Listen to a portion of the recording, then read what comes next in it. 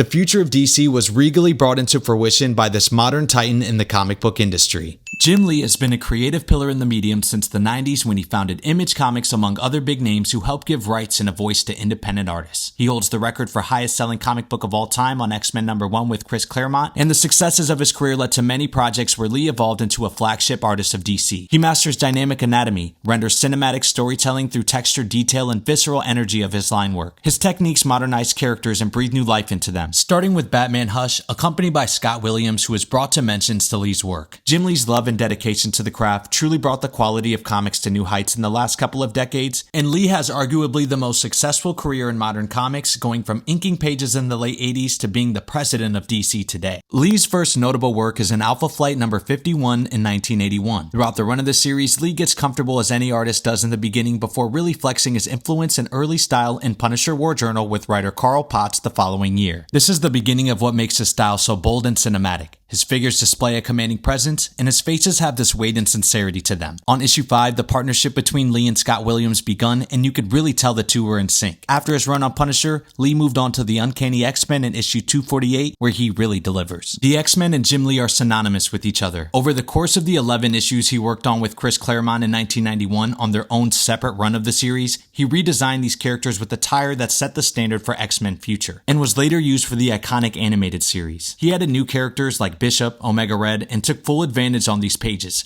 really leaning into the detail and lighting of his figures in large-sized panels and remarkable splash pages, making Lee the top artist at Marvel, selling 9 million copies of the first issue. Artists within Marvel at the time, like Todd McFarlane and Rob Liefeld, were scheming up a plan to start their own publishing company, Image Comics. Jim Lee created the Wildcats and Deathblow during this time, and also started his imprint Wildstorm that featured titles like Gen 13. After 1 year of Wildcats, Lee stepped away briefly to focus on the publishing side of his imprint. In 1996, Lee returned to Marvel, where he drew and plotted 6 issues of the Fantastic Four. One of them I'm proud to own. It's safe to say his work was recognizable at this point, but something shifted after his turn to DC. Batman Hush in 2003 with Jeff Loeb is a clear rebirth of his style during this era. Everything feels bigger and vastly cinematic, which is probably why DC chose Jim to help set the tone for the New 52 relaunch. He penciled several highly impressive issues of the Justice League in 2011 with Jeff Johnson. From there, he worked on the Suicide Squad, what I think is the best Man of Steel art on Superman Unchained, and the recent Hush 2, again with Mr. Loeb.